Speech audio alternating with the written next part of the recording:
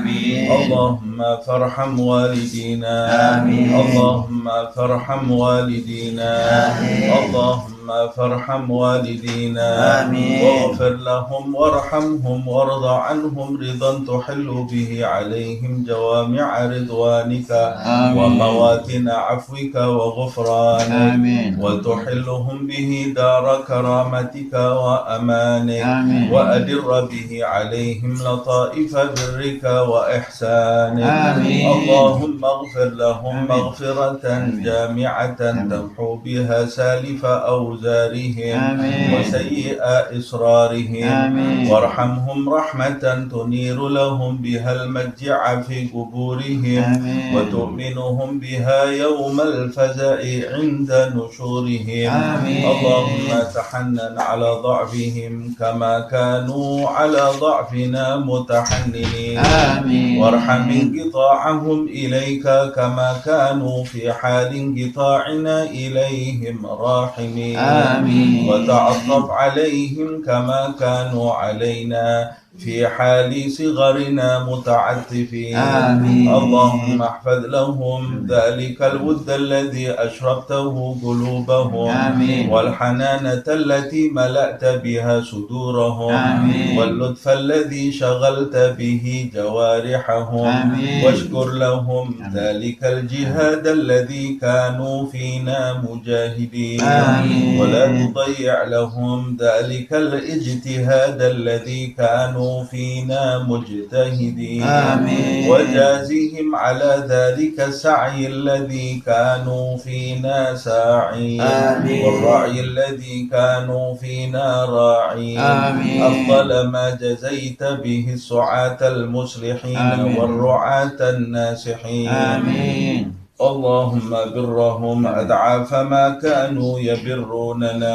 آمين. وانظر إليهم بعين الرحمة كما كانوا ينظروننا. آمين. اللهم هب لهم ما ضيعوا من حق ربوبيتك. آمين. بما اشتغلوا به في حق تربيتنا. آمين. وتجاوز عنهم ما قصروا فيه من حق خدمتك. آمين. بما آثرون به في حق خدمتنا. آمين. واعف عنهم ما ارتكبوا من الشبهات من أجل ما اكتسبوا من أجلنا. آمين. ولا تؤاخذهم بما دعتهم إليه الحمية من الهوى. آمين. لما غلب على قلوبهم من محبتنا. آمين. وتحمل عنهم الظلمات التي ارتكبوها فيما اجترحوا لنا وسعوا علينا. آمين. والطف بهم في مضاجع البلاد لطفا يزيد على لطفهم في أيام حياتهم بنا.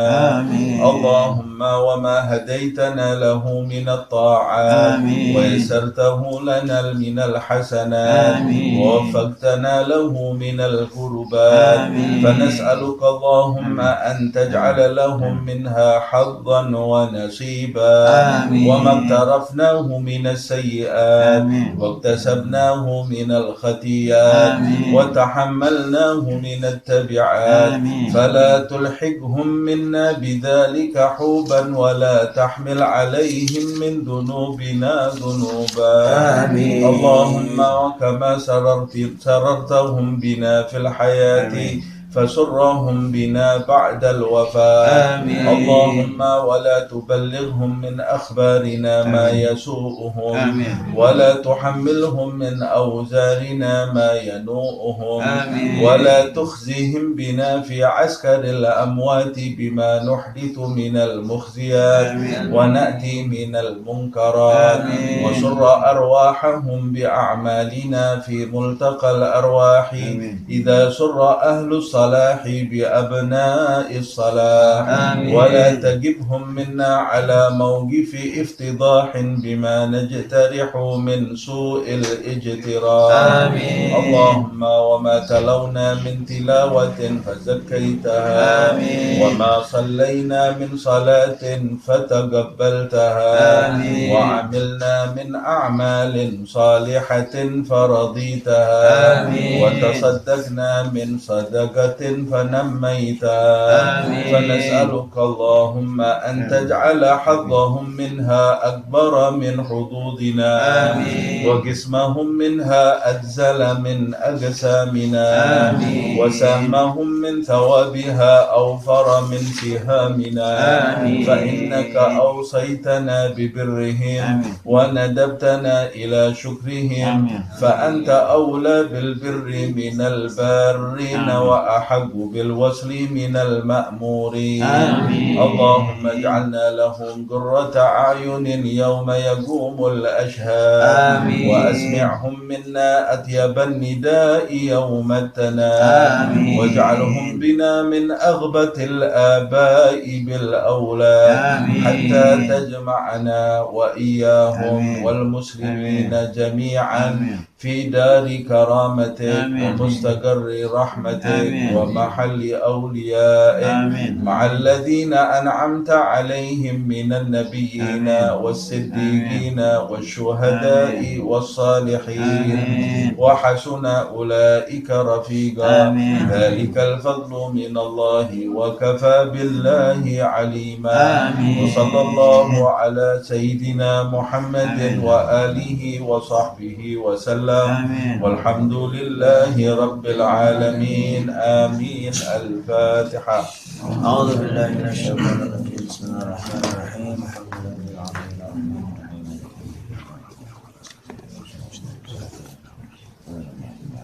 استغفر لنا انك انت السميع العليم وتب علينا انك انت الرحمن ولا تحرمنا كرمك بشر ما اللهم مغفرتك اوسع من ورحمتك ارجع عندنا اللهم مغفرتك اوسع من ورحمتك ارجع عندنا من عملنا اللهم مغفرتك اوسع من ذنوبنا ورحمتك ارجع عندنا من عملنا صلى الله على سيدنا محمد وعلى اله وصحبه وسلم والحمد لله رب العالمين.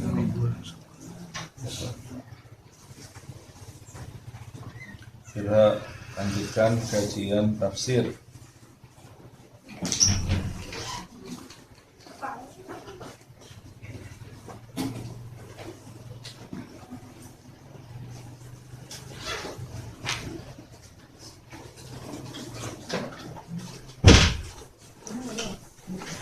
Terakhir 165. Ayat ke Terakhir 165. 166 ya. Sekarang 166.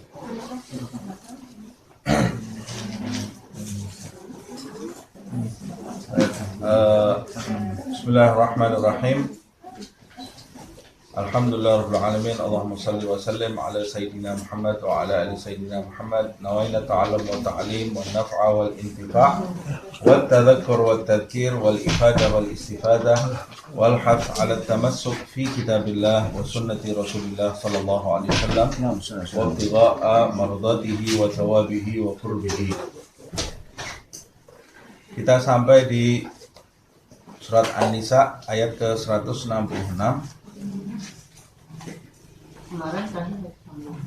Ya, kemarin terakhir 165. Sekarang 166 ya.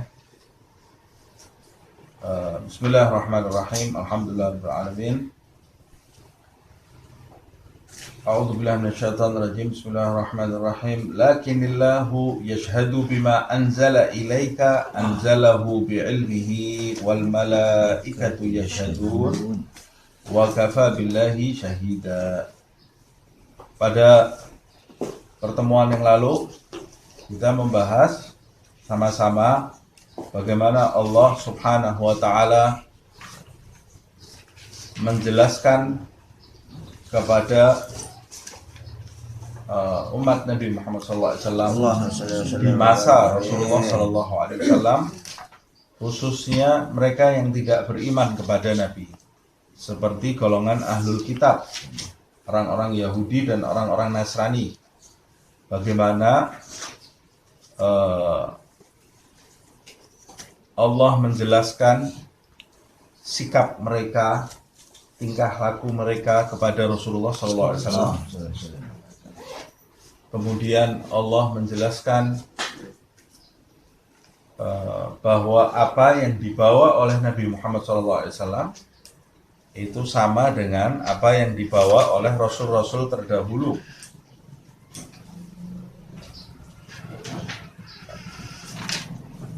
Dan Allah menyebutkan nama-nama Rasul itu. Di ayat yang terakhir 165, Allah menjelaskan fungsinya. Rusulan mubasyirina wa mundirina. Fungsi diutusnya Rasul-Rasul itu sama dengan fungsi diutusnya Muhammad SAW kepada kalian, kata Allah Subhanahu wa Ta'ala, karena memang Nabi Muhammad itu bagian dari Rasul-Rasul tersebut. Untuk apa diutus? Mubasyirin wa mundirin, memberi kabar gembira, memberi peringatan, li'alla yakuna linnasi 'alallahi hujjatun ba'da rusul, agar tidak ada alasan, tidak ada hujjah bagi manusia nanti untuk membantah Allah Subhanahu wa Ta'ala setelah diutusnya Rasul-Rasul tersebut oleh Allah. Jadi Allah Subhanahu wa Ta'ala tidak gegabah menghukum manusia seperti itu saja, tapi Allah Subhanahu wa Ta'ala sudah menjelaskan kepada manusia jalan hidup yang benar, jalan hidup yang bisa mengantarkan mereka kepada rahmat Allah Subhanahu wa Ta'ala, mengantarkan mereka menuju ke surga. Allah juga sudah menjelaskan kepada mereka peringatan-peringatan akan bahayanya api neraka, bahayanya siksa Allah Subhanahu wa Ta'ala, bahayanya murka Allah Subhanahu wa Ta'ala melalui lisan-lisan para rasul dan para nabi yang diutus oleh Allah Subhanahu wa Ta'ala. Di pertemuan yang lalu saya juga menyampaikan mengapa Allah tidak langsung memberitahu saja setiap manusia. Kalau Allah memberitahu manusia, maka tidak ada hikmah di dalam hidupnya. Kalau setiap manusia oleh Allah Subhanahu wa Ta'ala diberitahu yang benar ini, yang benar ini. Jadi semua orang rasul. Semua orang sudah tahu semua, tidak perlu diutus rasul. Tidak ada hikmah di dalam hidup ini. Tidak ada ujian, padahal Allah ini kan mau menurunkan manusia ke bumi ini, ke dunia ini, untuk membuktikan iman mereka yang sebenarnya, untuk menguji. Alladzi khalaqal mauta wal hayata liyabluwakum, untuk menguji kalian, ayyukum ahsanu amala. Kalau semuanya sudah tahu, tidak usah diciptakan neraka itu. Semuanya pasti benar semuanya. Tapi Allah Subhanahu wa Ta'ala mengutus rasul yang sejenis dengan manusia ini, bukan malaikat. Manusia tidak ada yang lihat malaikat. Yang lihat malaikat itu cuma rasul-rasul ini, yang dengar dari Allah cuma rasul-rasul ini. Laqad ja'akum rasulun min anfusikum. Telah datang seorang rasul dari jenis kalian sendiri. Itu ujiannya manusia. Tapi Allah Subhanahu wa Ta'ala menjelaskan kepada manusia, rasul-rasul ini seperti kalian, basyarun. Tapi juga tidak seperti kalian, sebab yuha, dia mendapat wahyu dari Allah Subhanahu wa Ta'ala. Kata Habib Ali bin Muhammad Al-Habsyi dalam kitab Simtud Durar itu, Maulid itu, basyarun lakal basyar, manusia. Rasul itu semua manusia, ya sakit, ya nangis, ketawa, lapar, haus, tapi lakal basyar, tapi tidak seperti manusia biasa. Apa yang membedakan dia? Dia itu punya hubungan langsung dengan Allah Subhanahu wa Ta'ala. Lihat yang gaib, lihat malaikat-malaikatnya Allah Subhanahu wa Ta'ala, dan Allah memberi mukjizat supaya manusia itu mempercayai bahwa dia itu betul-betul utusan Allah Subhanahu wa Ta'ala, dan ini berarti kan lahannya iman. Lahan iman. Itu ujiannya. Kemudian lanjut ke 166. Lakinillahu yashhadu bima anzala ilaika. Tapi Allah Subhanahu wa Ta'ala sendiri menyaksikan apa yang diturunkan ilaika, kepadamu, hai Muhammad sallallahu alaihi wasallam. Ayat ini menjelaskan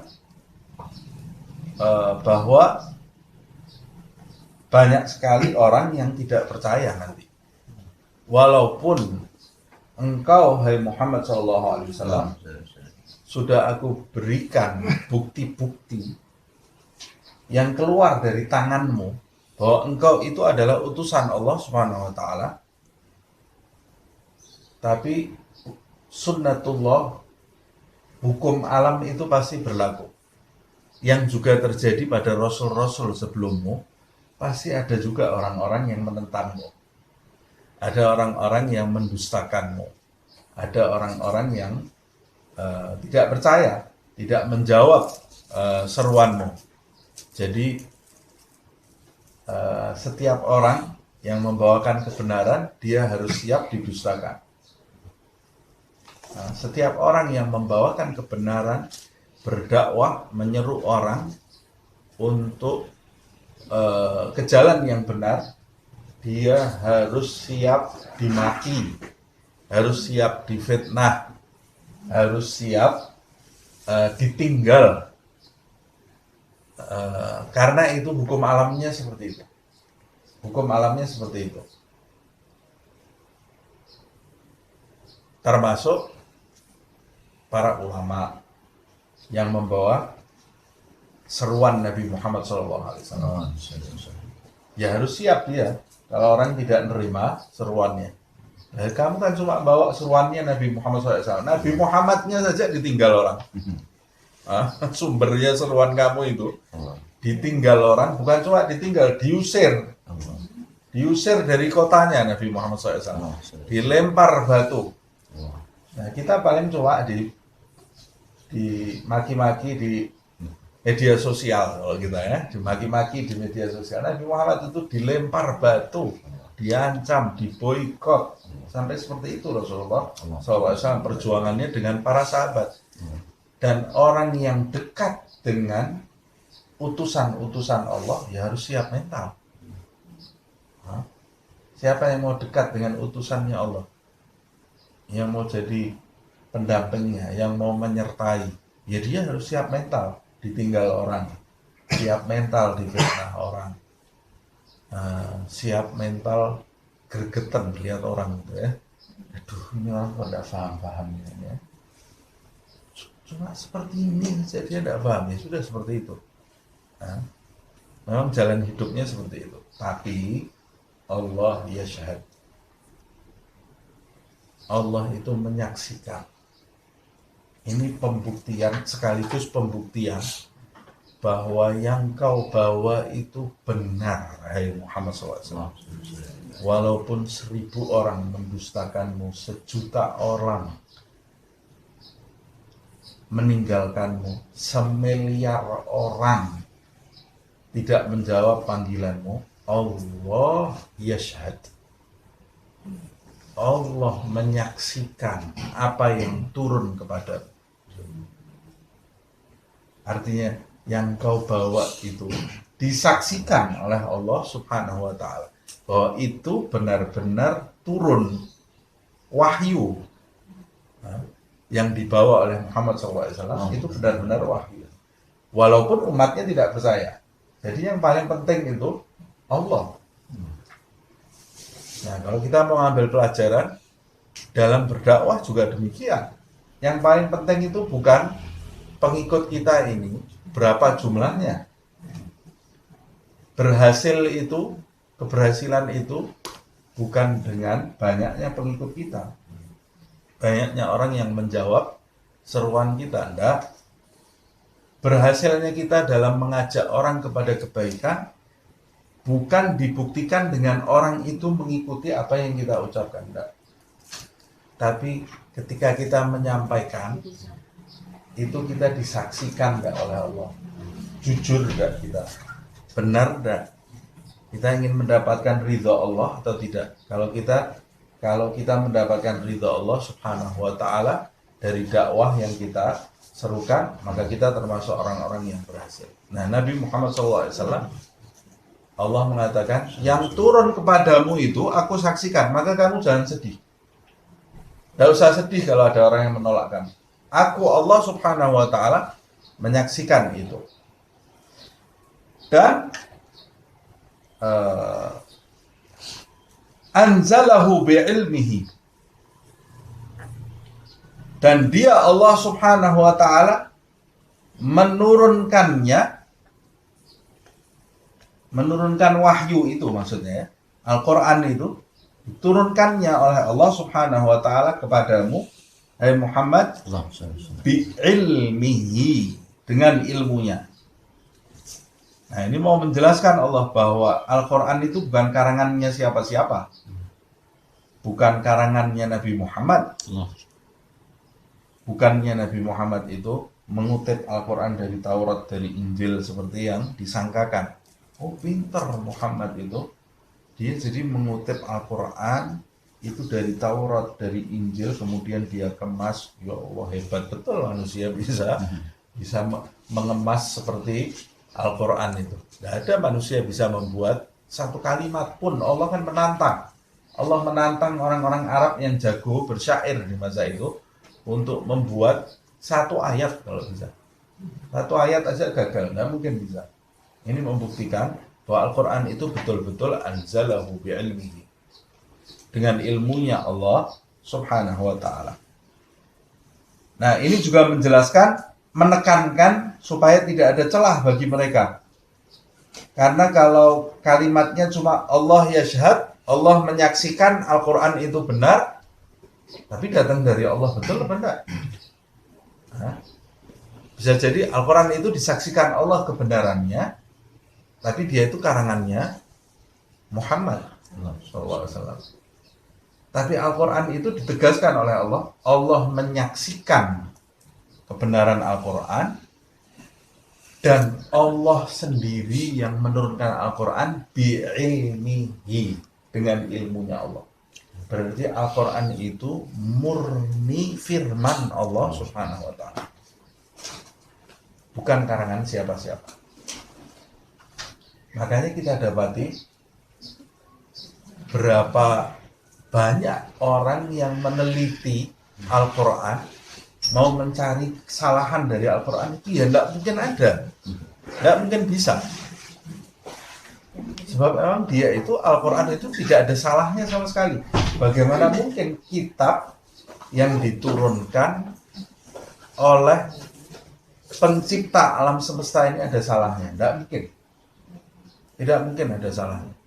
Sepandai-pandainya orang mau meneliti Al-Quran, kesalahan Al-Quran, dia tidak mungkin mendapatkan kesalahan di dalam Al-Quran. Karena ciptaannya Allah ini tidak ada salahnya. Tidak ada salahnya.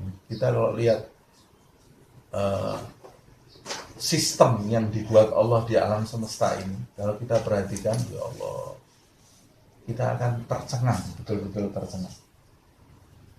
Makanya kita kan diperintahkan Allah untuk memperhatikan alam semesta, memperhatikan langit, bulan, bintang, tempat kita berpijak ini, bumi, termasuk diri kita sendiri. Wa fi anfusikum afala tubsirun. Diri kamu sendiri dulu, perhatikan, ada salahnya enggak? Enggak ada salahnya.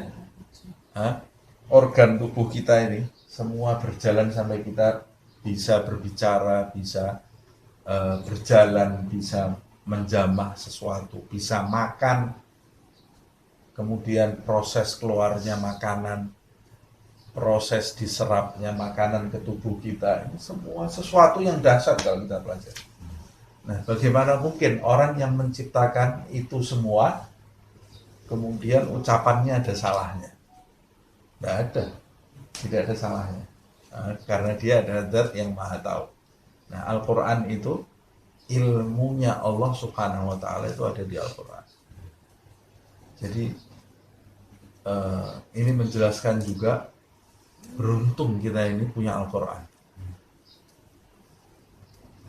Makanya sahabat mengatakan orang yang beruntung adalah orang yang mendapatkan apa yang dia cari, semuanya ada di dalam Al-Quran. Itu orang yang beruntung. Karena Al-Quran ini sumbernya ilmu. Sumbernya ilmu itu ada di dalam Al-Quran. Hanya saja orang yang bodoh, dia tidak mendapatkan ilmunya di dalam Al-Quran. Tergantung kemampuan kita. Kalau kita membaca umpamanya bukunya profesor ya, kita baca. Padahal kita lulus SD aja belum. Orang yang grade-nya di atas baca buku profesor, wah ini kitab hebat, luar biasa, saya menemukan banyak pencerahan ini baca kitab ini. Tapi kita karena lulus SD aja belum, kita buka, mananya yang hebat ini, bikin pusing ini ya. Kita bikin pusing ya. Kita bikin pusing ini, bukan hebat ini. Nah yang salah bukan kitabnya, yang salah kitanya yang kurang keahlian untuk membaca kitab itu. Nah sama seperti Al-Quran, kalau kita tidak punya keahlian dalam membaca Al-Quran ya kita pusing. Jangankan memahami, baru bacanya saja sudah ada idgham bi gunnah, idgham bila gunnah, pusing ya. Karena kita belum punya keahlian. Nah, untuk memahami Al-Quran itu kita perlu skill. Nah, skill itu hanya bisa didapat untuk merenungi Al-Quran. Keahlian itu hanya bisa didapat dengan duduk di hadapan ahlillah, orang-orang yang punya ikatan dengan Allah Subhanahu wa Ta'ala, ikatan dengan Nabi Muhammad SAW. Sebab kalau tidak punya ikatan, nanti mereka akan menerjemahkan Al-Quran ini dengan bahasa nafsu mereka, bahasa ego mereka, bahasa kepentingan duniawi mereka. Akhirnya Al-Quran yang seharusnya jadi petunjuk justru jadi pemuas hawa nafsu, pemuas ego, pemuas kepentingan duniawi. Nah ini yang terjadi sekarang. Nah, banyak orang belajar Al-Quran tapi tidak punya mata rantai dalam pembelajarannya, sehingga menimbulkan banyak paham yang menyimpang. Nah, mudah-mudahan Allah SWT menjaga kita semua, memberi petunjuk, memberi taufik, dan menjadikan kita semua berada di lingkaran ahlillah. Amin. Lingkaran orang-orang yang punya ikatan dengan Allah, ikatan dengan Nabi Muhammad SAW. Amin. Allah menyebutkan wal malaikatu yashhadun, dan malaikat semuanya juga ikut menyaksikan tentang kebenaran Al-Quran itu. Nah, malaikat semua tahu. Tahunya dari mana? Jibril itu kan mondar-mandir bawa turunnya wahyu itu, malaikat semua tahu. Jibril itu yang menurunkan wahyu, perantara yang menyampaikan firman Allah kepada Nabi Muhammad SAW, juga kepada Rasul-Rasul sebelum Nabi Muhammad SAW. Nah, malaikat semua menyaksikan itu, menyaksikan kebenaran wahyu Al-Quran ini. Wa kafa billahi syahida, dan cukuplah kesaksian itu adalah kesaksian Allah Subhanahu wa Ta'ala. Pada hakikatnya sebetulnya kamu ini tidak perlu pembenaran siapa-siapa, hai Muhammad SAW. Tidak perlu pembenaran dari siapa-siapa, tidak perlu pembenaran dari manusia.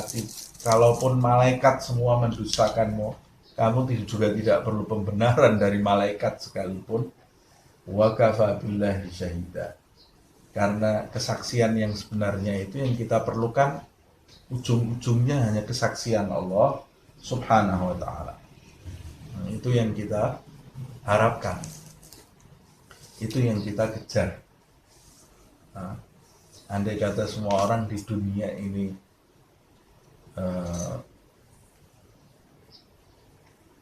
meninggalkan dakwah Nabi Muhammad SAW, meninggalkan seruan Nabi Muhammad SAW, maka Nabi Muhammad itu tidak akan bergeser sedikit pun. Sebab yang dituju Nabi hanya Allah Subhanahu wa Ta'ala. Makanya pada waktu orang-orang kafir Quraisy sudah kehabisan akal mau menghentikan dakwah Rasulullah SAW, datang ke Abu Talib. Dia bilang, "Hai Abu Talib, sampaikan keponakanmu, dia itu yang mau dicari apa sih? Kalau sudah ditentang mati-matian kok tetap jalan terus, yang dicari itu apa? Sampaikan ke keponakan kamu itu, kalau mau harta kami kumpulkan buat dia harta sebanyak-banyaknya. Kalau mau wanita yang cantik, kami pilihkan buat dia wanita tercantik di kota Mekah ini. Kalau dia mau kedudukan, sampaikan ke dia, kita mau jadikan dia pemimpin di Mekah ini, asalkan dia berhenti, sudah tidak usah ngomong-ngomong seperti itu lagi. Sudah capek ini ya, orang-orang ini. Akhirnya disampaikan oleh Abu Thalib kepada Rasulullah SAW. Nangis Nabi Muhammad. Rasulullah itu menangis, kemudian mengatakan, wahai pamanku, andai kata matahari di tangan kananku dan bulan di tangan kiriku, maka aku tidak akan menghentikan dakwah. Maksudnya suruh manggul matahari sama bulan, beratnya seperti apa ya? Aku tidak akan menghentikan seruanku. Tidak mungkin, karena yang dia tuju itu Allah Subhanahu wa Ta'ala. Nah, manusia juga seperti itu. Kalau kita tidak menuju Allah, capek kita nih, putus asa di tengah jalan. Tapi kalau kita menuju Allah Subhanahu wa Ta'ala, ya kita akan jalan terus, Nah, kita lanjutkan lagi.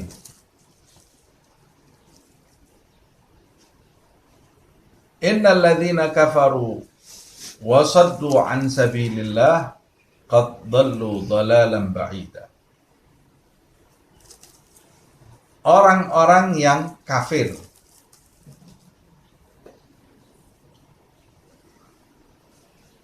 kita sudah pernah membahas apa itu makna kafir. Orang kafir itu yang dimaksud di dalam ayat ini menutup dirinya dari seruan Nabi Muhammad SAW. Ini yang dimaksud di dalam ayat ini. Walaupun kekafiran itu pada hakikatnya ada di dalam benak setiap manusia yang belum murni. Loh, saya sudah sholat Ustaz, kafir tidak saya? Ada kekafiran di dalam dirimu. Di dalam diri kita ini, kalau kita belum mencapai kemurnian dalam ketaatan, dalam peribadahan, masih ada kekafiran di dalam diri kita.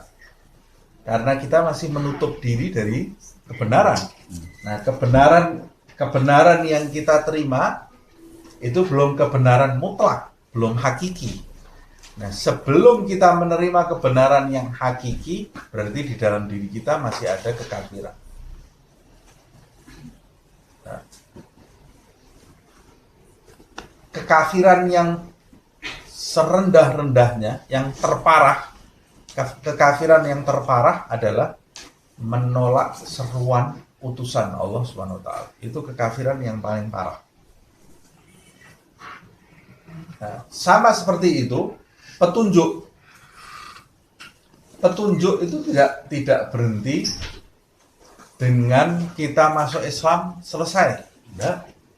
Tapi kita masih memerlukan petunjuk di atas petunjuk. Itu menunjukkan kekafiran itu bertumpuk-tumpuk, sama seperti halnya petunjuk itu bertingkat-tingkat.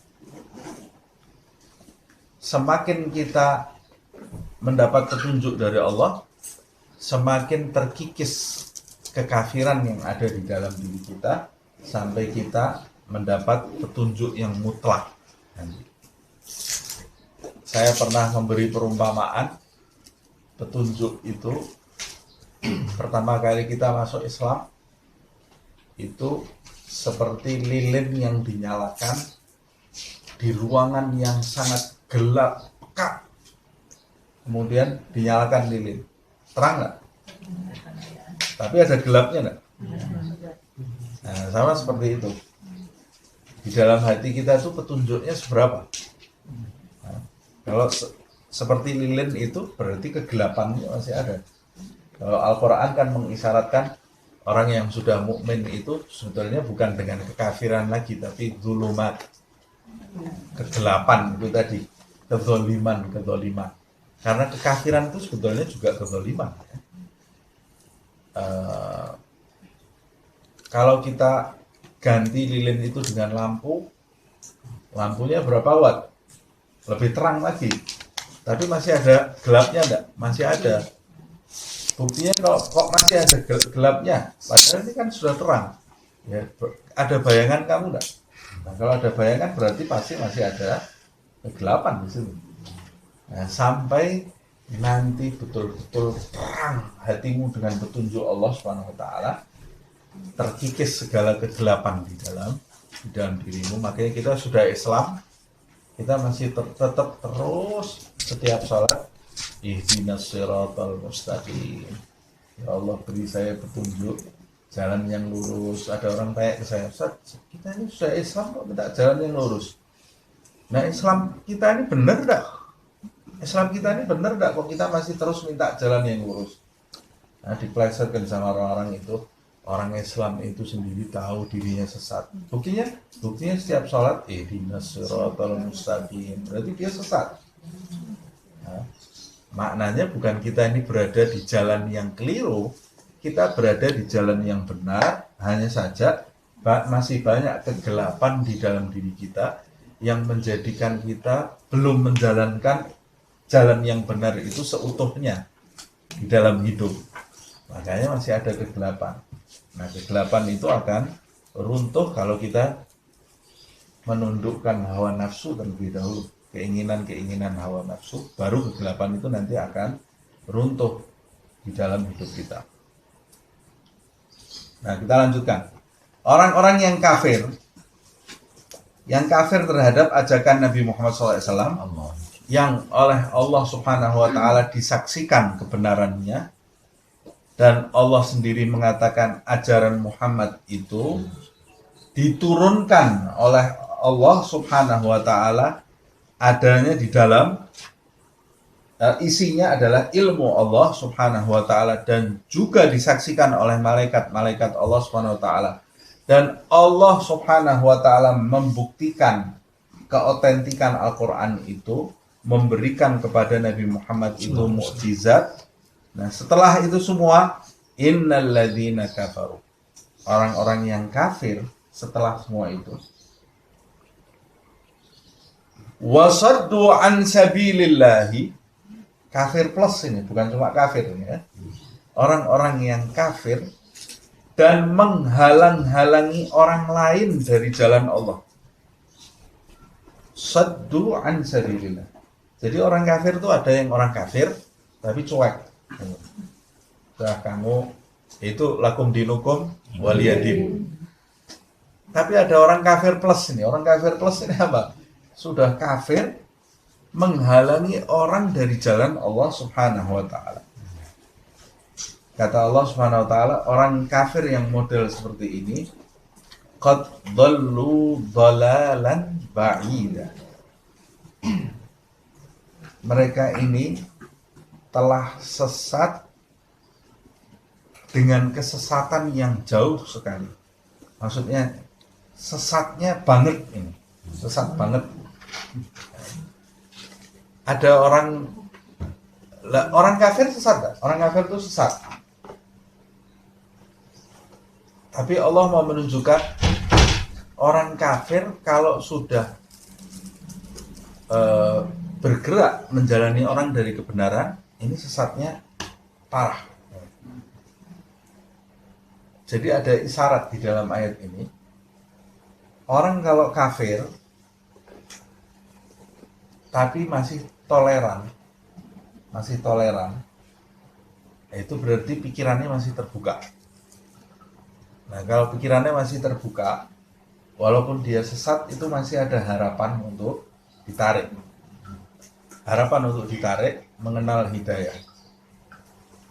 Tapi kalau sudah dia kafir dan dia keras kepala, menutup pikirannya, melawan orang yang menyampaikan kebenaran, bukan cuma melawan, menghalang-halangi orang dari kebenaran. Nah, ini orang yang seperti ini lebih sulit lagi untuk diselamatkan, sebab dia merasa yang tidak sependapat dengan dia itu salah. Kita mau mendakwahi dia itu memandang kita itu salah. Makanya dia sampai menghalangi kita dari jalan yang benar.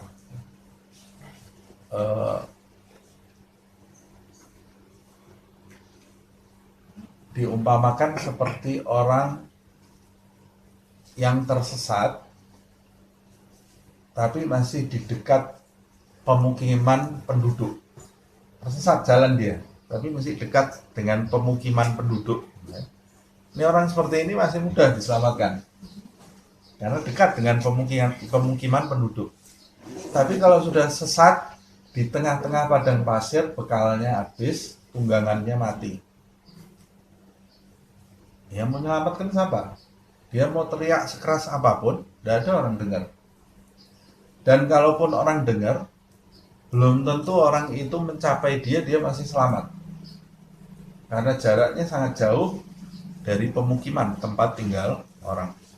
Nah, Allah mengumpamakan orang-orang kafir ini di zaman Muhammad SAW yang memerangi Nabi Muhammad. Nah, itu mereka seperti itu. Upaya untuk menyelamatkan mereka ini sangat tipis sekali. Makanya Allah menyebutnya dhallu dhalalan ba'ida, dengan kesesatan yang sangat jauh.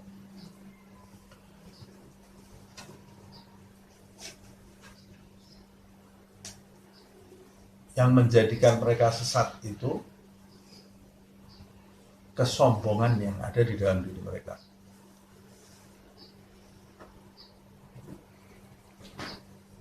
Makanya Rasul bersabda, al-kibru batarul haq. Kata Rasulullah, kesombongan itu adalah menolak kebenaran. Orang yang sombong itu kan merasa dirinya lebih baik dari orang lain. Ana khairun minhu. Orang kalau sudah punya sifat sombong, dia tidak akan dapat jalan yang benar. Jadi syarat mutlak orang untuk mencapai petunjuk yang murni, ya dia harus mengikis sifat sombong di dalam hatinya. Kalau masih ada sifat sombong di dalam dirinya, dia tidak mungkin mendapatkan hidayah atau petunjuk yang hakiki dari Allah Subhanahu wa ta'ala. Jadi harus bagaimana? Ya kamu harus tawadhu, rendah hati. Lawannya sombong itu tawadhu, rendah hati. Rendah hati itu bagaimana? Ya merasa diri kamu itu kurang, merasa diri kamu itu hina, merasa diri kamu itu rendah, sehingga kamu memerlukan tambahan, memerlukan pertolongan.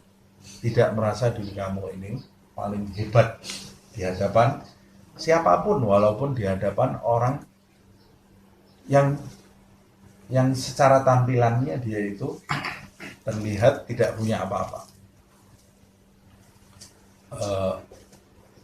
Makanya guru-guru kita kan selalu menjelaskan as-sagi bagi. Kata mereka, zat yang menuangkan petunjuk mutlak itu adalah zat yang maha kekal. Jadi yang memberi petunjuk kepada Nabi Muhammad SAW itu sampai sekarang ada, kekal dia, abadi. Yang memberi petunjuk kepada Abu Bakar, Umar, Utsman, Ali, Abdurrahman bin Auf, Bilal bin Rabah, Salman Al-Farisi, Abu Hurairah, sampai sekarang ini masih ada zat itu. Yang memberikan petunjuk kepada Imam Hasan Al-Basri, memberikan petunjuk kepada ulama-ulama seperti Bukhari, Muslim, Syafi'i, Maliki, Hambali, Hanafi, yang memberikan petunjuk kepada Sufyan Ats-Tsauri, sampai detik ini masih ada. Yang memberikan petunjuk kepada wali-wali sehingga mereka mencapai kedudukan yang tinggi di sisinya, sampai detik ini masih ada, dan tuangannya itu sampai sekarang masih ada. Lah kenapa saya itu tidak dapat tuangan seperti mereka mendapat tuangan petunjuk itu dari Allah? Karena cawan kamu berbeda dengan cawan mereka. Kalau kamu punya cawan yang sama dengan cawan mereka, pasti Allah akan menuang juga kepada cawan kamu. Cawannya itu apa? cawannya manusia untuk menerima tuangan Allah itu adalah hati, al-qalb. Kalau hati kamu berbeda dengan hati mereka, maka kamu tidak akan mendapat tuangan tadi. Nah, bagaimana supaya hati saya sama? Kalau hati kamu mau sama, nomor satu, akidahnya harus sama dengan akidah mereka. Kalau akidah kamu berbeda, nggak mungkin dituang oleh Allah Subhanahu wa Ta'ala. Akidahnya harus sama dengan akidah mereka. Yang kedua, kamu harus menjaga diri, harus menyandang sifat takwa, menjauhi perbuatan maksiat maksudnya. Dan kalau berbuat maksiat, segera bertaubat kepada Allah. Menjauhi perbuatan maksiat. Ini yang keduanya, menjauhi perbuatan maksiat. Dan jika tergelincir berbuat maksiat, segera bertaubat kepada Allah. Yang ketiga, ini yang penting juga, ini yang ketiga. Yang ketiga, kamu harus menyucikan hatimu dari sifat-sifat yang rendah.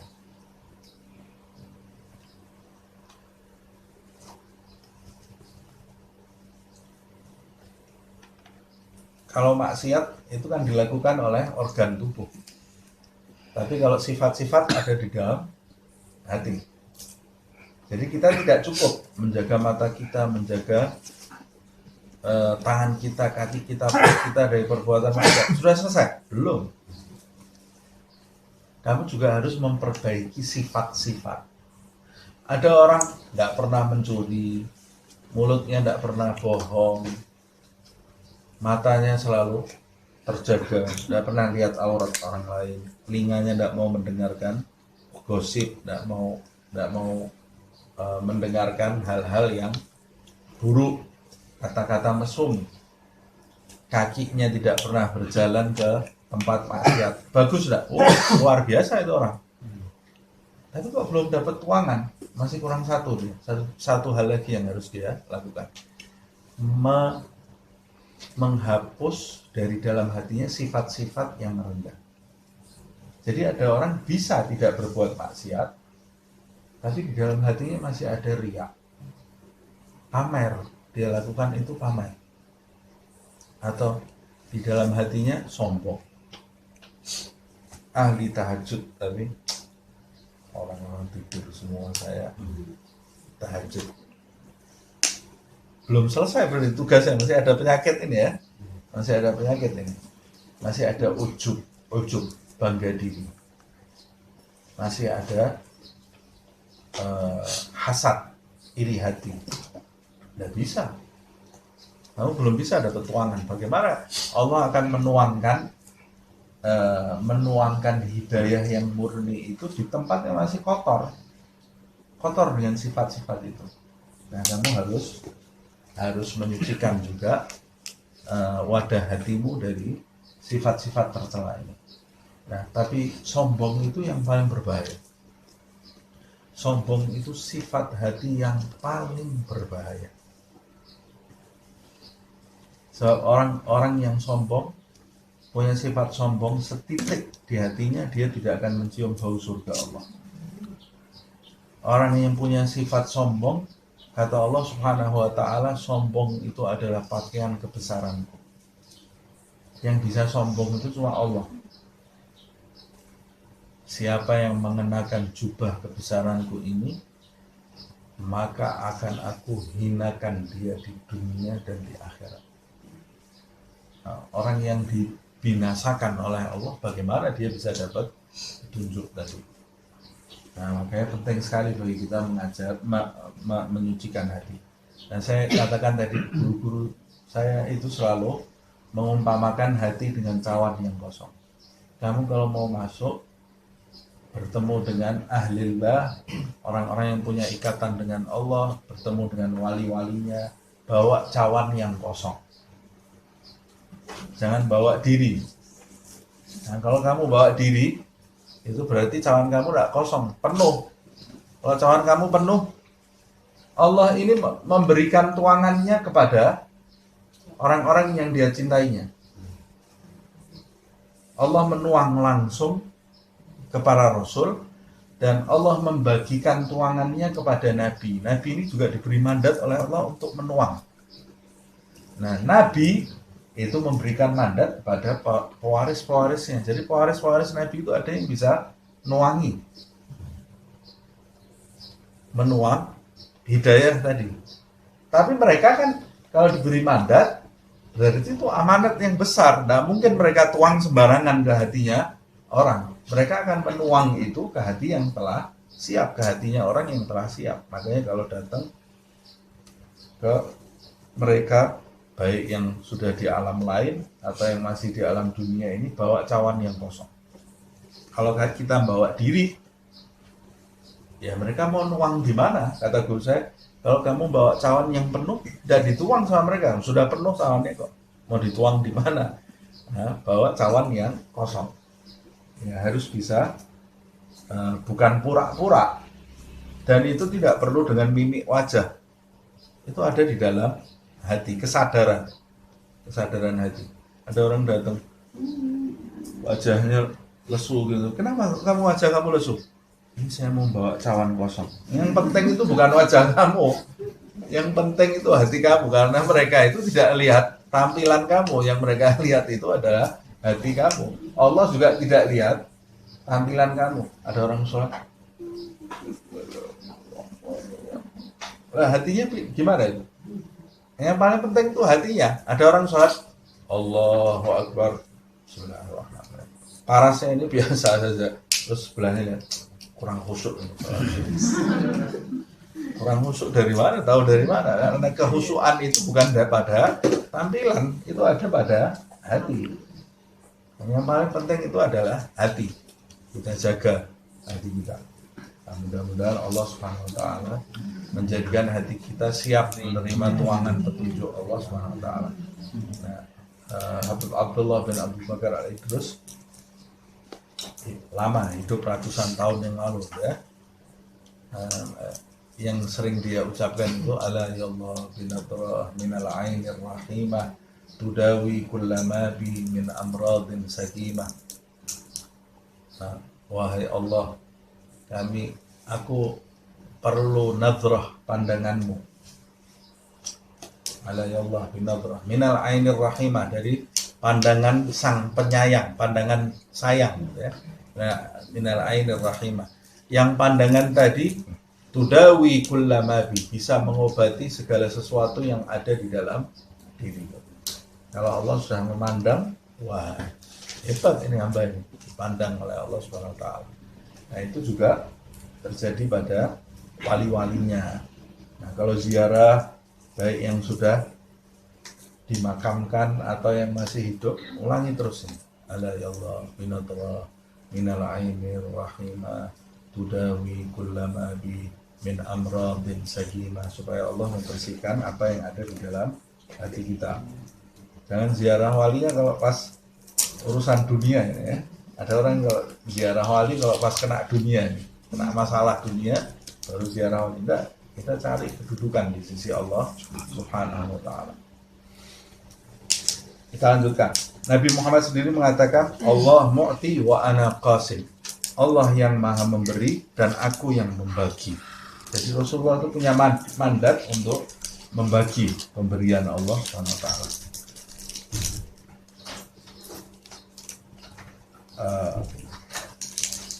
Qad dhallu dhalalan ba'ida. Mereka ini telah sesat sejauh-jauhnya.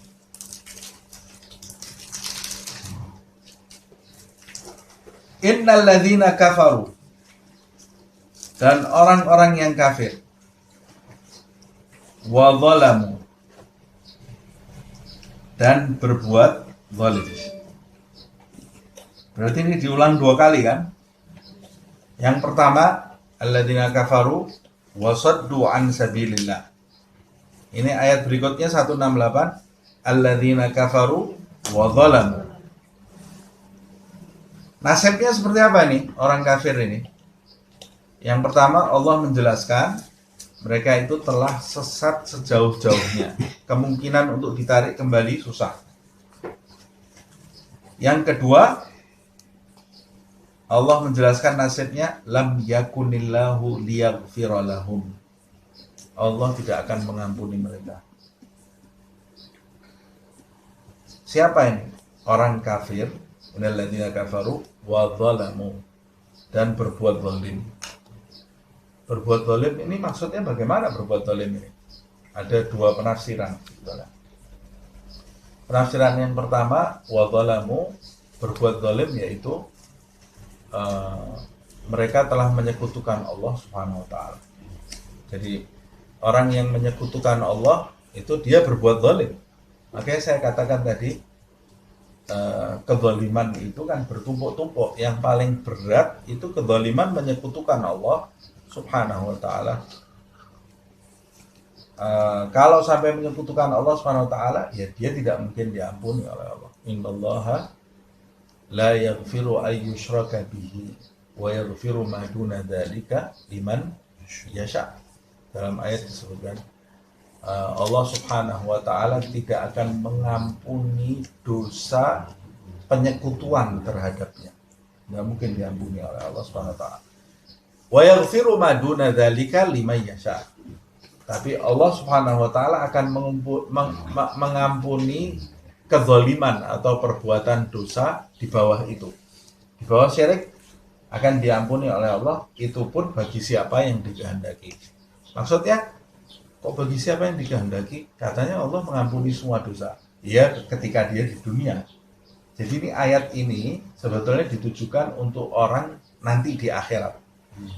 Orang yang di akhirat mati dalam keadaan menyekutukan Allah, dia tidak mungkin diampuni oleh Allah Subhanahu wa taala.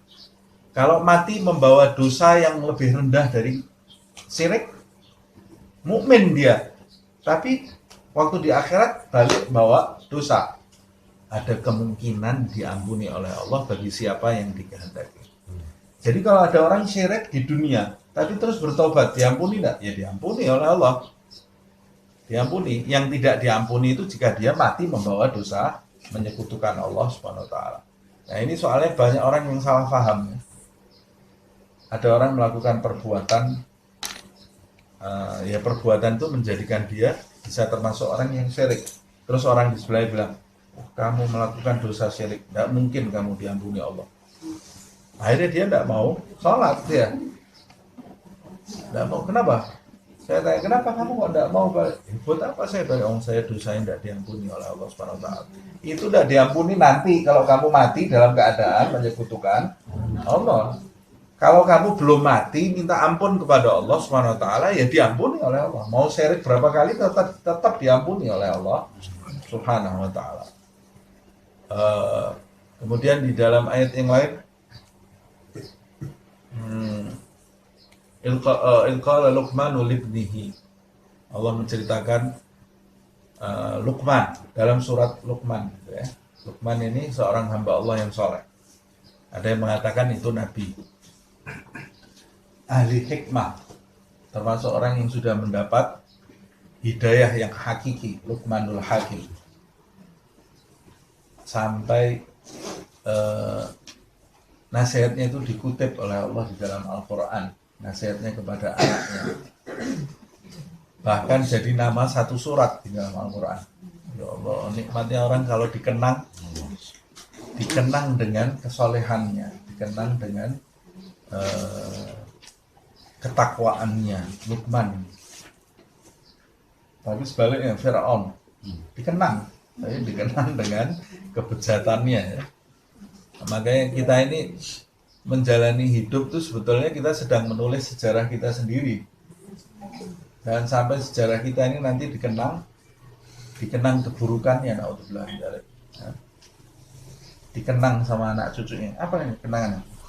Cerewet dulu. Waktu hidup cerewetnya luar biasa. Atau dikenang, kenapa? Aduh, pelitnya. Pusing saya. Ya jangan salahkan nih, kamu sendiri yang nulis sejarah kamu jadi orang pelit, ya kamu jadi pelit. Cerewetnya. Atau dikenang, waduh, tidak pernah sholat, malas kalau dia tidak sholat. Dikenang sombong, jadi contohnya orang sombong. waktu duduk-duduk orang, pernah kamu ketemu? Dulu dia hidup kira-kira 20 tahun yang lalu. Sombongnya luar biasa. Naudzubillah min dzalik. Nah, kita mau dikenangkan kebaikannya, nularkan kebaikan kita. Kalau kita nularkan kebaikan, mengajarkan kebaikan kepada anak nih loh, tidak usah jauh-jauh kepada saya membuat negara ini negara. Wah, dosa kejauhan kamu. Anak kamu sendiri itu loh. Ini loh Luqmanul Hakim ini dikenang oleh Allah karena didik anaknya dia ini. Ilqala libni. Dan tidak usah jauh-jauh. Kamu ini bisa didik anak kamu, dikenang di langit ini dengan kenangan yang indah. Dikenang di dalam hidup juga dengan kenangan yang indah. Sebab anak kamu nanti punya anak kamu punya anak. Ini cerita. Dulu ibu saya, anaknya meninggal ganti cucunya. Dulu nenek meninggal lagi ganti buyutnya. Terus dikenang terus. Idh qala libnihi ya bunayya la tusyrik billah. Nasihatnya Luqman itu, hai anakku, jangan engkau menyekutukan Allah Subhanahu wa taala. Apa itu ayatnya? La tusyrik billah inna syirka la zulmun adzim. Nah, ini ayat ini sesuai dengan ayat ini ya. Inna syirka la zulmun adzim. Sesungguhnya penyekutuan itu terhadap Allah SWT la zulmun. Lihat, ayat ini menyebutkan nalladzina kafaru wa zalamu. Orang-orang yang kafir dan berbuat zalim. Luqman itu mengatakan kepada anaknya, sesungguhnya penyekutuan terhadap Allah inna syirka la zulmun. Kezaliman. Tapi bukan sembarang kezaliman ini, la zulmun azim.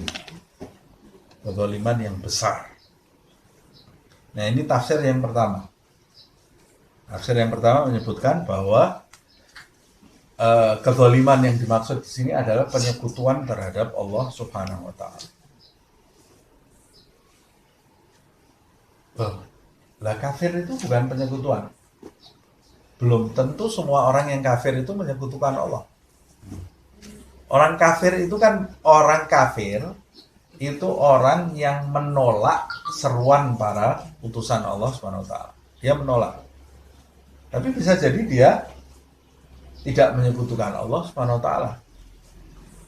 Nah, makanya ada orang bukan Islam, tapi tidak percaya Trinitas. Ada nggak? Ada, banyak. Berarti dia tidak menyekutukan Tuhan kan? Dia tidak menyekutukan Tuhan. Nah, kalau dia sampai percaya Trinitas, dia menyekutukan Tuhan. Nah, orang Yahudi banyak yang tidak menyekutukan Allah SWT. Dia percaya Allah itu satu, Esa. Tapi dia tidak percaya Nabi Muhammad SAW kafir. Nah, jadi dia kafir.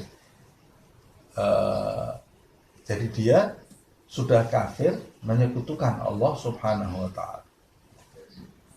Ini tafsir yang pertama. Tafsir yang kedua, yang dimaksud dengan zalamu di sini, berbuat zalim itu yaitu berbuat zalim kepada Muhammad SAW.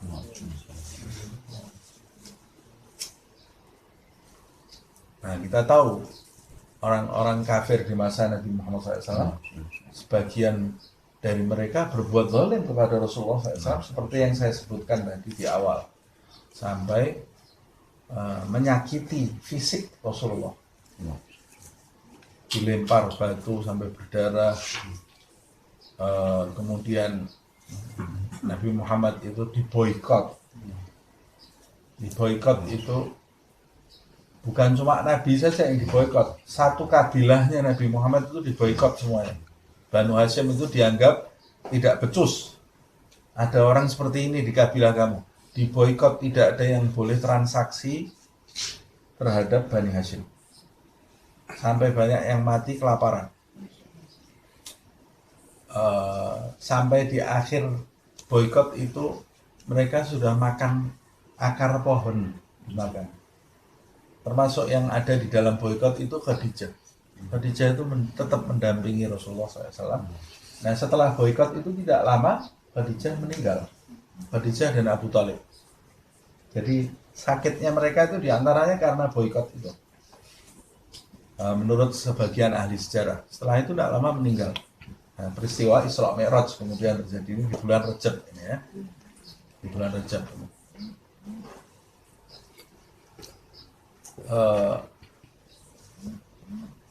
Kemudian mengusir Nabi Muhammad dari kota Mekah.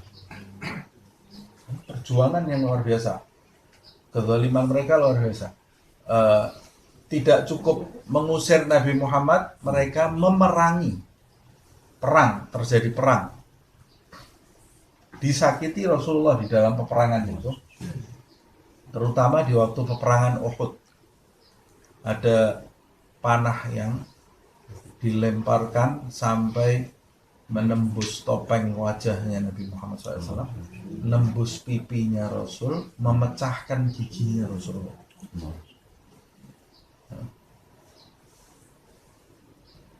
Ada salah satu sahabat Abu Dujana itu dan Rasulullah SAW di peperangan Uhud itu sudah terkena panah itu, terkena jebakan orang-orang kafir itu. Jadi dia tanah dilubangi, kemudian dikasih jerami gitu ya. Ranjau. Nah, seperti ranjau. Kalau sekarang meledak, kalau dulu kan tidak ada. Jatuh Nabi di dalam situ pingsan. Rasulullah itu pingsan waktu perang Uhud itu. Ditemukan oleh sahabatnya. Sahabat kehilangan Rasulullah, ada desas-desus Nabi Muhammad itu wafat. Sebagian sahabat langsung kendor semangatnya karena dengar Rasulullah wafat. Sebagian yang lain menolak untuk putus asa, meneriakkan wa ma Muhammadun illa rasul qad khalat min qablihi rusul afa immata aw qutila inqalabtum ala a'qabikum. Muhammad itu tiada lain hanyalah seorang rasul seperti rasul-rasul terdahulu. Apakah jika Muhammad itu wafat, maka kamu akan berpaling dari petunjuk, berpaling dari peperangan ini, terus perang. Jadi desas-desus Nabi Muhammad meninggal itu di tengah-tengah peperangan Uhud itu, dan itu menjadikan orang-orang kafir itu menghentikan perangnya, merasa sudah menang. Padahal Nabi Muhammad itu masuk ke dalam jebakan tadi itu, diangkat kemudian disembunyikan di gua yang ada di Gunung Uhud. Rasulullah SAW. Dan kemudian datang Abu Dujanah itu mencabut panah yang menembus pipinya Rasulullah SAW itu. Dulu tidak ada catut, pakai giginya sendiri, dicabut sampai tanggal giginya satu persatu. Giginya Abu Dujanah ini sampai tanggal satu persatu, ompong semua gara-gara nyabut panah itu. Sebab panahnya itu seperti kail, jadi kalau ditarik rusak giginya. Dan itu nyambung sama topeng besinya Nabi Muhammad SAW. Nah, itu disebutkan dalam sirah, datang Fatimah Zahra membakar tembikar, abunya itu diusapkan ke pipinya Rasulullah SAW sambil nangis. Kata Fatimah, ma fa'ala bika qaumuka ya Rasulullah, apa yang diperbuat kaummu itu terhadap dirimu ini. Kamu ini cuma ngejak orang sholat kok sampai diginikan gitu kan. Mengajak orang nyembah Allah kok sampai seperti ini mereka ini marah. Sayyidah Fatimah itu sedih lihat ayahnya itu ya. Jadi itu tembikar itu supaya berhenti darahnya Nabi Muhammad SAW. Tapi waktu Rasulullah dengar putrinya menangis itu, Nabi Muhammad angkat tangannya, kemudian berdoa, Allahumma hdi qaumi fa innahum la ya'lamun. Rahmatnya Rasulullah SAW dijebak seperti itu, dipanah, diperangi, doanya itu masih Allahumma hdi qaumi, ya Allah beri petunjuk kepada kaumku. Masih diakui kaum oleh Rasulullah. Kalau kita ya sudah kita coret namanya itu ya. Ini yang memerangi saja ini, memerangi itu Nabi masih menyebutnya kaumku. Itu siapa yang dimaksud itu? Ya yang memerangi itu. Bukan sahabat yang dimaksud. Sahabat sudah dapat hidayah. Tapi Nabi itu masih menyebut Allahumma hdi qaumi. Nah, zaman sekarang orang sudah sholat dibilang bukan Islam. Orang sudah sholat, sudah ini cuma ziarah kubur saja dibilang bukan Islam, masuk neraka. Nabi Muhammad dulu orang tidak sholat disebut kaumnya malah ya. Rahmat Rasulullah SAW. Nah, jadi Nabi itu mau menisbatkan semua orang kepada dirinya supaya selamat, bukan menjauhkan orang dari dirinya. Allahumma hdi qaumi fa innahum la ya'lamun. Ya Allah, jangan disiksa, jangan diadab, jangan dibales ya Allah. Sebab Allah ini cemburunya luar biasa terhadap orang-orang yang menyakiti kekasihnya. Cemburu Allah SWT. Jadi Nabi takut Allah menurunkan sesuatu buat orang-orang itu. Nah, makanya Nabi angkat tangan. Nah, kalau terhadap orang kafir aja Rasulullah masih seperti itu. Nah, kita yang sholat itu jangan merasa tidak berada dalam lingkaran Nabi Muhammad SAW. Betul enggak ya? Rasulullah kenal saya enggak ya? Saya ini umatnya Rasul atau enggak? Umatnya. Kamu sholat kok bukan umatnya. Tapi saya ahli maksiat. Nah itu enggak sholat saja Nabi mengatakan qaumi kok. Nah, kalau enggak sholat kamu enggak, kalau kamu berbuat maksiat, ya memang pantas kita ini masih diselokan seperti ini, kotor seperti ini. Yang penting kita menyadari itu salah. Kalau maksiat segera bertaubat kepada Allah Subhanahu wa taala dan berusaha terus mendekat kepada Allah Subhanahu wa taala. Semoga kita termasuk umatnya Nabi Muhammad SAW sebenar-benarnya insyaallah. Nah, yang kedua ini innalladzina kafaru wa zalamu. Ada dua penafsiran tadi ya. Syirik, yang kedua berbuat zalim kepada Nabi Muhammad SAW. Lam yakunillahu liyaghfira lahum. Allah tidak akan mengampuni mereka. Berarti orang-orang yang zalim kepada Nabi Muhammad, mencelakai Rasulullah, itu bahaya sekali mereka. Pada hakikatnya orang yang berbuat zalim kepada orang-orang yang dicintai Allah, itu bahaya posisinya. Hati-hati.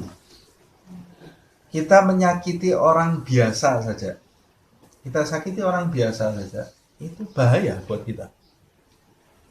Bahaya sekali.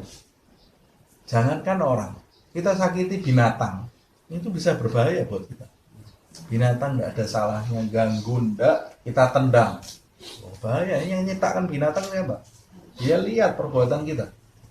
Kita kalau punya lukisan, saya habis melukis, bagus di lukisan. Terus kemudian datang teman kita, coret-coret. Marah nggak kita? Ya marah lah. Ini hasil karyaku ini.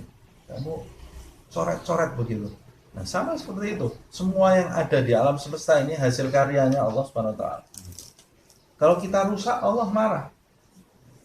Nah, binatang saja kalau kita berbuat baik, berbuat buruk kepada binatang, Allah marah.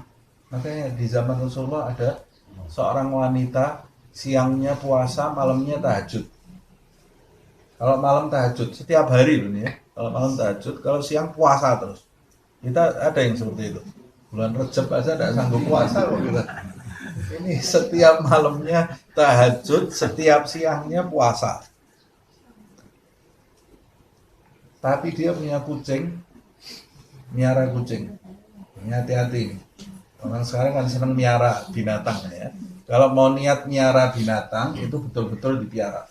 Itu makhluknya Allah SWT. Dia miara kucing, pergi keluar kota, kucingnya di kandang, tidak disediai makan, tidak disediai minum, mati kucingnya.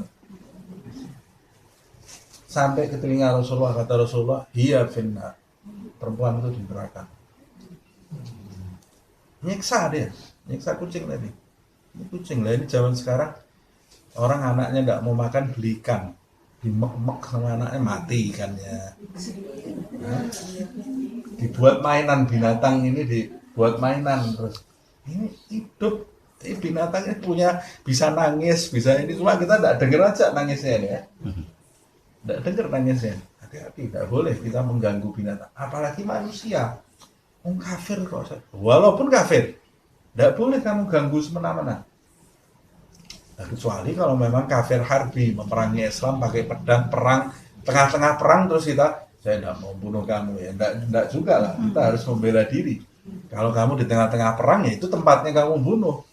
Kalau kamu tidak di tengah-tengah perang, tidak boleh kamu mengganggu mereka.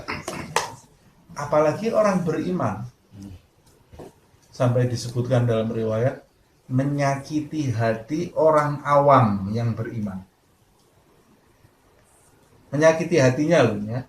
Orang awam yang beriman dosanya lebih daripada menghancurkan Ka'bah 70 kali.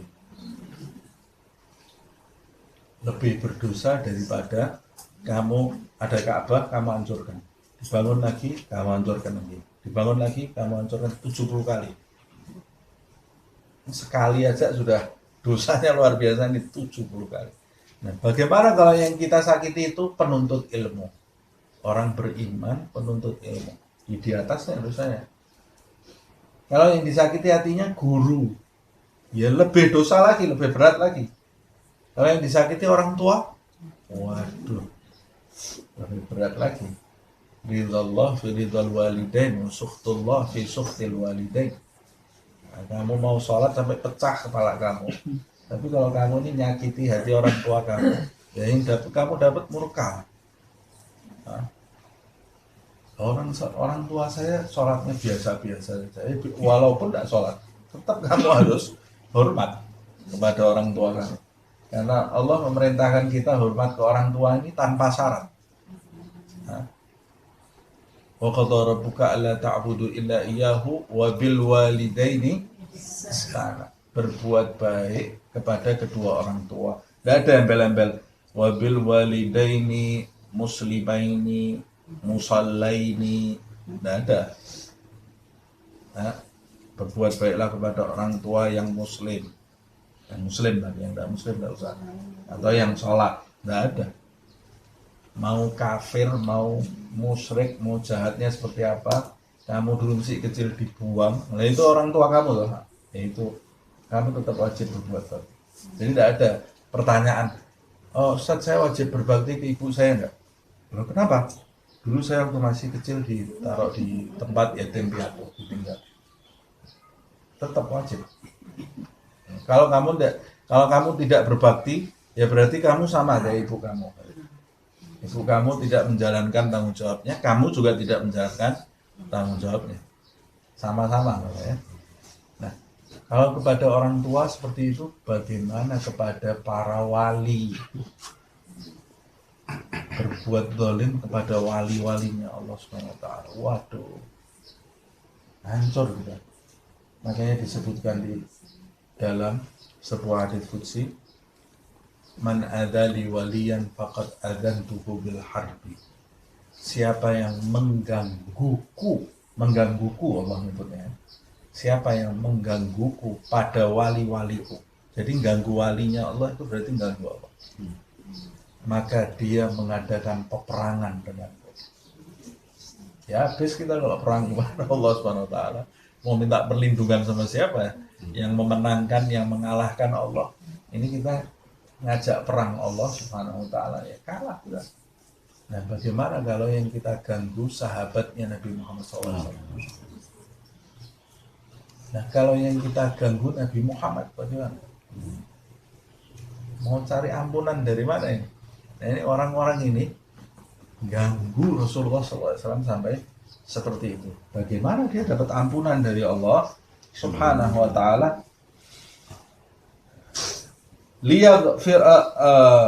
Lam yakunillahu liyaghfira lahum wala liyahdiyahum tariqa.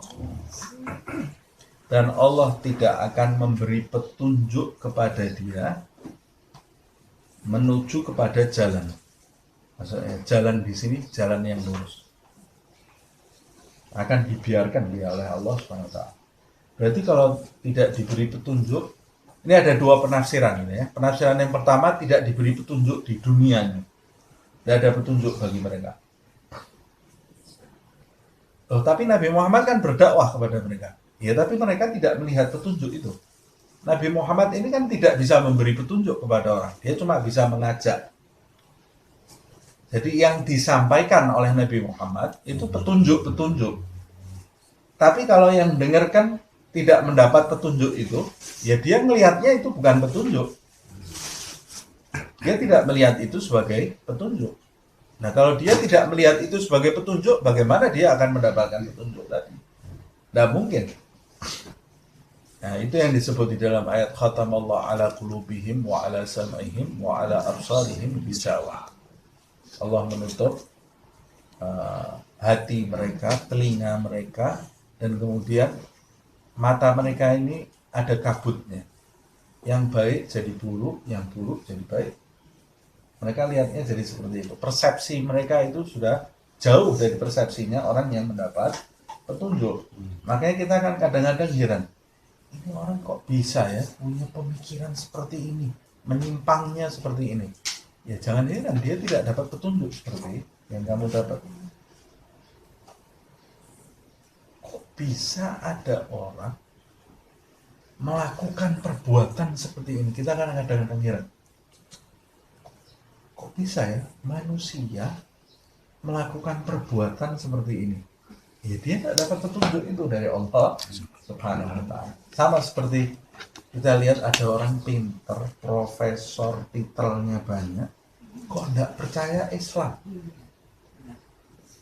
Kok menyekutukan Allah, tidak percaya Islam dia? Kok bisa ya? Ya sudah, dia belum dapat petunjuk dari Allah Subhanahu wa ta'ala. Dan petunjuk itu harus dicari.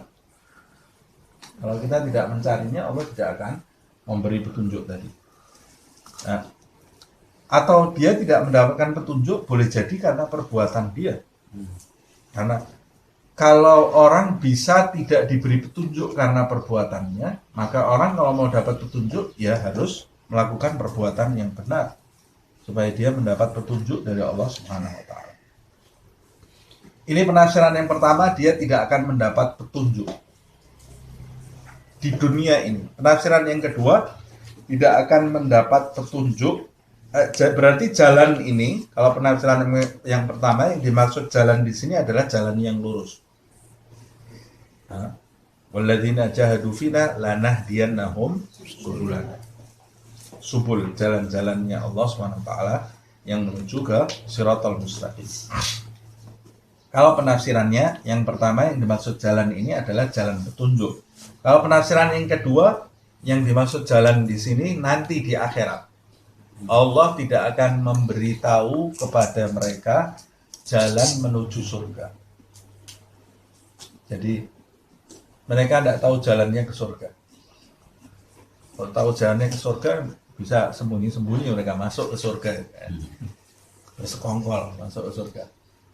Tidak tahu jalannya ke surga saja tidak tahu. Nyium aja tidak bisa kok. Baunya surga aja tidak kecium. Padahal bau surga itu kecium dari jarak ribuan tahun. Nah, apalagi jalannya, mereka tidak tahu jalan menuju surga. Ini penafsiran yang pertama. Nah, kemudian ayat berikutnya, terakhir ya, illa tariqa jahannam, kecuali yang akan diberi petunjuk oleh Allah, mereka ini akan diberi petunjuk jalan menuju ke neraka jahanam. Kalau penafsiran yang pertama, mereka tidak diberi petunjuk jalan yang benar, tapi Allah Subhanahu wa ta'ala memudahkan bagi mereka perbuatan-perbuatan yang mengarahkan mereka menuju ke neraka. Sama Allah dibiarkan, karena mereka memang condong kepada kesesatan. Karena mereka condong kepada kesesatan, Allah membiarkan mereka terlunta-lunta dalam kesesatan tadi. Jadi kalau mereka mau, naudzubillah min dzalik ya, mau meninggalkan sholat, mudah jalan meninggalkan. Jadi kalau mudah itu berarti apa? Tidak ada rasa bersalah. Tidak ada rasa bersalah, ya bisa ketawa. Orang tidak sholat kok bisa ketawa. Kalau kita tidak ketinggalan sholat, bisa ketawa kita? Tidak bisa ketawa kita, sumpah seharian kita. Nah itu berarti masih ada jalan. Saya sering ada orang ngadu saya, Ustaz. Ya Allah, saya ini bejat sekali Ustaz. Rusak saya Ustaz. Kenapa? Saya bilang. Saya masuk surga enggak Ustaz. Allah ini cinta kepada saya enggak ini. Apa yang kamu lakukan ini? Saya pikir ini bunuh orang ini Ustaz. Apa ini yang kamu lakukan? Tadi pagi ketinggalan sholat subuh Ustaz. Aduh, saya kemarin ketinggalan sholat subuh juga saya. Tapi enggak nangis seperti orang itu. Saya ketinggalan sholat subuh Ustaz. Ya, berani. Kamu ketinggalan sholat subuh nangis, itu berarti menunjukkan kamu ini berada dalam kebenaran. Yang bahaya itu kalau kita ketinggalan perbuatan wajib, melakukan perbuatan maksiat, tapi hati kita tenang. Nah, itu bahaya. Itu berbahaya, santai. Habis berbuat buruk, santai. Tidak ada sumpah, tidak ada apa-apa. Itu, waduh, itu pembunuh berdarah dingin itu. Apa istilahnya psikopat? Psikopat itu misalnya. Psikopat itu bahaya. Tapi kalau kita berbuat buruk, sumpah di hati kita, itu berarti menunjukkan kita ini tahu itu salah. Kalau kita tahu itu salah, berarti kita ini masih kemungkinan jadi orang benar. Nah, sama seperti itu. Kita kalau lihat anak kita sumpah berbuat salah, jangan kita maki-maki. Itu masih ada indikasi anak kita itu bagus. Nah, kamu ini masih bagus posisi kamu. Masih ada kesempatan kamu untuk menjadi orang baik. Buktinya kamu nangis, sumpah, itu masih bagus. Yang bahaya kalau meninggal subuh berhari-hari tenang. Itu berbahaya. Atau maksiat dengan lisan berhari-hari tenang. Yang paling bahaya lagi maksiat dengan mata, dengan lisan, terus merasa dirinya wali. Nah, itu ada orang zaman sekarang seperti itu. Nah, maksiat dia, matanya tidak bisa dijaga, telinganya tidak bisa dijaga, mulutnya tidak bisa dijaga, tapi berasa dirinya wali. Begitu doa kabul. Wah, wali ini saya ini. Ya. Kalau marah sama orang, orangnya kepleset. Wah, berarti betul, mualati saya ini. Ya. Berarti ini saya wali. Nah, itu menunjukkan dia sama Allah diulur tadi. Bahaya. Hah? Allah tidak menunjukkan jalan kepadanya. Orang yang tidak ditunjukkan jalan kepada oleh Allah SWT itu orang bodoh keminter. Itu orang yang tidak dapat petunjuk dari Allah. Rajulun la yadri wa la yadri annahu la yadri. Orang yang bodoh tapi dia tidak sadar dirinya bodoh. Nah, ini orang yang susah, ini nariknya susah karena Allah menyebutnya di dalam ayat tadi qad dhallu dhalalan ba'ida. Nah, gimana orang bodoh tapi berasa pintar? Kita mau memberitahu kita yang dianggap bodoh. Tidak bisa kita mau memberitahu. Nah, saya umpamakan seperti orang penyakitan tapi tidak berasa dirinya sakit. Berobat tidak dia? Ya, tidak berobat dia. Kalau dia berasa dirinya sehat, diingatkan orang, kamu berobat, ini dicek darahnya. Saya sehat. 2 hari lagi mati dia. Diingatkan orang-orang dia tidak mau, dia diingatkan orang karena dia berasa dirinya sehat. Nah, orang kalau masih berasa dirinya sehat, ketawa terus dia. Begitu dikasih tahu dokter, oh ternyata kamu punya sakit ini, langsung perpet gitu, langsung lemes ya, tidak bisa ketawa lagi dia. Nah, karena dia tahu dirinya sakit, itu berarti indikasi bagus, mesti normal ini orang. Kalau dia tahu dirinya sakit, berarti dia pasti mau berobat kemudian jadi sehat. Tapi kalau dikasih tahu dokternya, oh, kamu ini punya penyakit gini, wah saya sehat, oh ya ini mati, cepat matinya ya. Karena sakit berasa dirinya kuat, sehat ya. Nah, sama seperti itu. Orang dalam kesesatan tapi berasa dirinya itu benar. Nah, ini tafsiran yang pertama, tariqah jahannam, oleh Allah dibiarkan dia terlunta-lunta. Kalau tafsiran yang kedua, nanti di akhirat rambu-rambunya itu tahu pesawat kalau dalam kondisi darurat tuh karena ada lampunya tuh, di lantainya tuh. Ya, lantainya yang dia lihat ini jalannya kalau diikuti ke neraka toh. Nggak ada ke surga. Nah, karena Allah hanya memberi petunjuk kepadanya jalan menuju neraka. Dan mau jalan muter kemana dia sampainya ke neraka. Nauzubillah min dzalik. Illa tariqa jahannama. Sampai kapan di neraka? Khalidina fiha. Nauzubillah min dzalik. Kekal di dalamnya. Tidak 1 hari, tidak 2 hari, tidak seminggu, tidak setahun. Dijemur di neraka itu, dibakar, tidak mati, tidak hidup. Kulitnya terbakar, diganti kulit baru. Setiap angus ganti kulit baru, angus ganti kulit baru.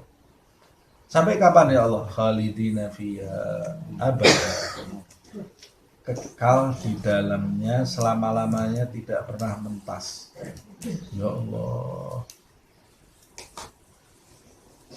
Bayangkan ini. Hah? Wa kana dzalika 'ala Allah yasira. Lihat ini seremnya nih ayat ini ya. Dan hal seperti ini, semua itu kata Allah, apa semua itu? Membiarkan mereka terlunta-lunta di dalam kesesatan, menjadikan mereka itu tidak pernah melihat petunjuk, menjadikan mereka itu tidak tahu jalan ke surga, menjadikan mereka itu tahunya hanya jalan neraka terus. Itu buat Allah mudah. Jadi kamu jangan merasa diri kamu ini sok, jangan merasa diri kita ini hebat, jangan merasa diri kita ini tinggi. Allah itu mudah membalikkan nasib kita. Ya Allah, mudah sekali. Mudah.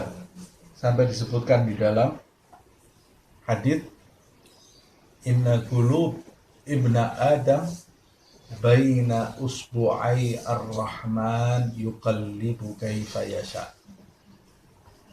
Sesungguhnya hati anak Adam itu di antara 2 jemari Allah. Dia bisa membolak-balikkan sesuai dengan apa yang dia kehendaki. Kalau kita tergelincir kepada perbuatan maksiat, jangan putus asa. Kalau kita beramal taat, jangan sombong. Ingat, ini loh, hati ini dibolak-balik sama Allah. Kalau kita sedang sedih, jangan putus asa. Sedang sumpah, gundah, COVID, minyak goreng naik, inilah Allah yang membolak-balikkan hati. Jangan putus asa. Tapi ketika kita sedang lapang, uang digenggam, jangan sombong. Allah ini membolak-balikkan nasib kamu sedetik ini ya. Sedetik dibalikin oleh Allah SWT. Jadi kita ini harus bergantung terus kepada Allah SWT. Jangan bergantung kepada diri kita. Nah, kalau bergantung kepada diri kita, celaka kita. Nah, itu seperti yang diajarkan oleh Nabi Muhammad SAW. La takilni ila nafsi tarfata ain. Ya Allah, jangan pasrahkan aku ke diriku sendiri. Jangan, ya Allah. Saya sendiri tidak pasrah pada diri saya sendiri. Ya. Karena kalau dipasrahkan ke diri kita sendiri, kita ini rusak nanti. Nah, jadikan saya pasrah kepadamu ya Allah. Jangan kepada diri saya sendiri. Kalau kita sudah pasrah kepada Allah, kuat keyakinannya kepada Allah, mesti ada jalan keluar. Kata Abdullah bin Mas'ud, saya ini selalu yakin tidak ada jalan buntu di hidup ini. Allah pasti memberi jalan keluar. Saya selalu yakin, andai kata Abdullah bin Mas'ud ini, sahabat, andai kata Allah itu menghimpit saya antara langit dan bumi. Langit sama bumi ini dijadikan satu sama Allah. Saya terhimpit di tengah-tengahnya, saya yakin Allah memberi jalan keluar. Dalam Al-Quran, inna ma'al usri yusra. Fa inna ma'al usri yusra. Inna ma'al usri yusra. Nah, tapi harus takwa kepada Allah, harus pasrah kepada Allah Subhanahu wa taala. Menyerahkan, membuka hati kita menerima petunjuk Allah Subhanahu wa taala. Nah, jangan seperti pula orang-orang kafir ini yang akhirnya tersesat jauh dan tidak tahu lagi jalan pulang ke rumah, jalan pulang ke hidayah, jalan pulang ke surga. Karena sebetulnya tanah air kita ini surga. Tanah air kita ini surga, bukan di dunia ini. Nah, orang yang lupa tanah airnya tersesat ya, yang tersesat nyemplung ke neraka. Nah, mudah-mudahan kita dikasih tahu oleh Allah jalan pulang ke tanah air kita yang sebenarnya nanti, surga Allah Subhanahu wa taala. Semoga Allah Subhanahu wa taala mengampuni dosa-dosa kita, memaafkan kesalahan kita, selalu memberi petunjuk kepada kita dan memudahkan kita untuk beramal yang bisa mendatangkan ridha Allah Subhanahu wa taala, menjaga seluruh anggota badan kita, hati kita dari hal-hal yang tidak diridhai oleh Allah Subhanahu wa taala, menghiasinya dengan hal-hal yang bisa mendatangkan ridha Allah Subhanahu wa taala. Semoga Allah memberkahi kita di bulan Rajab, di bulan Sya'ban, dan menyampaikan kita ke bulan Ramadan dalam keadaan sehat walafiat, yang sakit segera diberi kesembuhan oleh Allah Subhanahu wa taala, dan dijadikan Ramadan nanti menjadi Ramadan yang terbaik di seumur hidup kita, termasuk orang-orang yang mendapatkan malam Al-Qadar insyaallah. Amin ya rabbal alamin. Ala hadhihi niyyah wa niyatin salihah wa ila hadratin Nabi Muhammad sallallahu alaihi wasallam. Al-Fatihah.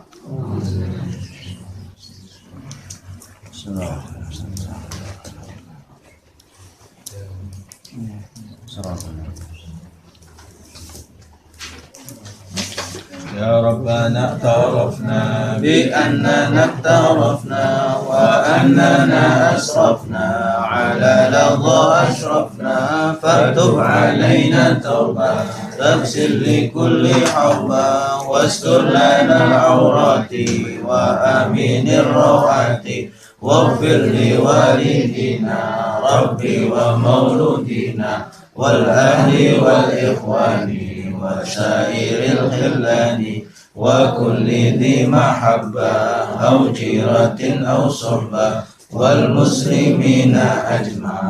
آمين. ربي اسمع فضلا وجودا منا لا باكتساب منا، بالمصطفى الرسول نحظى بكل سور، بالمصطفى الرسول نحظى بكل سور، بالمصطفى الرسول نحظى بكل سور. صلى وسلم ربي عليه عد الحق وآله وصحبه عدد طش الصحب، والحمد لله بالبدر والتناهي. سبحانك اللهم وبحمدك أشهد أن لا إله إلا أنت أستغفرك وأتوب إليك. سبحان ربك رب العزة عما يصفون وسلام على المرسلين والحمد لله رب العالمين والعفو.